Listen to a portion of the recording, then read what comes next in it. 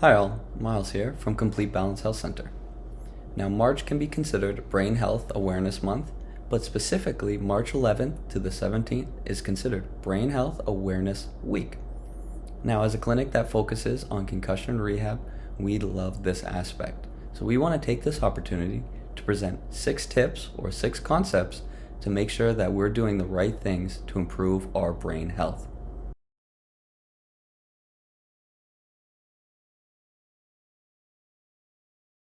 The first concept we want to talk about is sleep. And we can think about this as our Q, Q, and R. The first is quality. How is the quality of our sleep? Are we sleeping through the night? Are we waking up frequently? This can be kind of an indicator on whether or not we're getting through all of our sleep cycles and getting into all the different stages of sleep, including our light, our deep, and our REM sleep. The next is the quantity. Are we getting the right number of hours that feel adequate for us? And that means when you're waking up in the morning, we shouldn't feel exhausted as we start our day. We should be feeling refreshed. And it may take 15, 20, 30 minutes to get to that kind of awake feeling.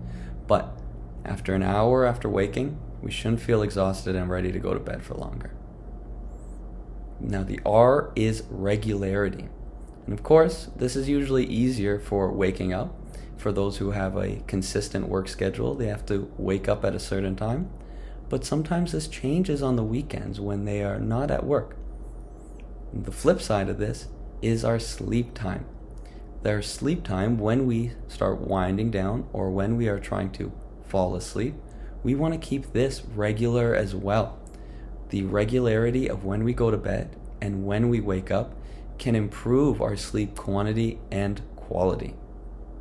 The second concept we're going to talk about is regular exercise. The Canadian guidelines recommend 150 minutes per week of moderate to vigorous physical exercise. Now, what does this mean? Moderate can be considered as an adult working up a light sweat, while vigorous can be considered that we are out of breath during the activity. What's also recommended is 2 times per week of resistance-based exercise. This can be considered muscle building or bone strengthening. What I also want to think about or consider is, are we getting daily exercise? Every day, are we including a little bit of activity that can be considered exercise? What do I mean by that? I'm talking about taking an opportunity to go up a flight of stairs as opposed to an elevator, or maybe in a parking lot, we're parking a little bit further away, so we get to do a bit more walking. Or maybe we're just taking a short, brief walk around the neighborhood. If we do this in a brisk fashion, we may even be getting all the way up to that moderate activity, and we can consider that towards our 150 minutes per week. The third concept we're going to talk about is nutrition. There are many different diets, many different recommendations, and many different preferences, as well as some allergies that change the food that we can consume. What I want to talk about is caloric intake. For those who are less active, they may need a little bit less calories over the course of a day. And the flip side, for those who are very physically active over the course of a day, they likely need to consume a bit more calories. Now, for those physically active people, they also need to consider the quantity of protein they're consuming. Of course, there are other macros that are important, our proteins, our carbohydrates, and our fats. Well, one of the simpler ways to try and get a balanced diet is to consume a plate that has a lot of vegetables, some grains on it, and some healthy protein sources. The fourth concept we're going to talk about is training your brain.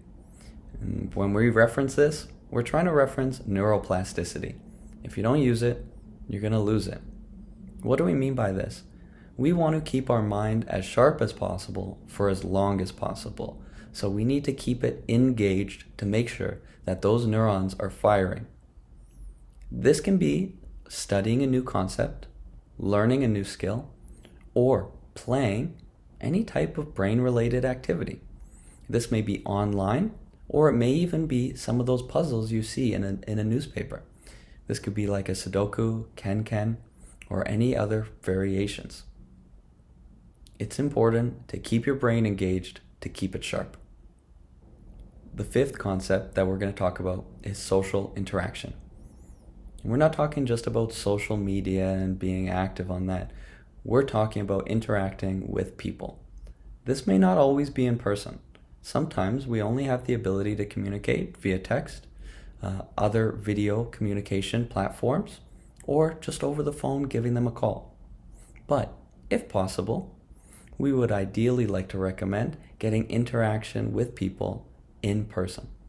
Now, what this may look like is going for a walk with someone, going on a bicycle ride, maybe a hike, or something even as simple as spending time sitting down at a park together, just getting the opportunity to communicate with them.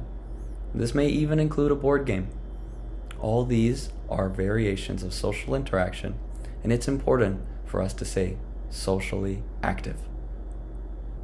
The sixth concept that we want to talk about is our medical health, making sure our body internally is operating optimally. Some of the things that we're talking about or looking at is blood pressure and our glucose control. Some of the negatives that can come from that are hypertension and type 2 diabetes. Now, how do we look at things like this?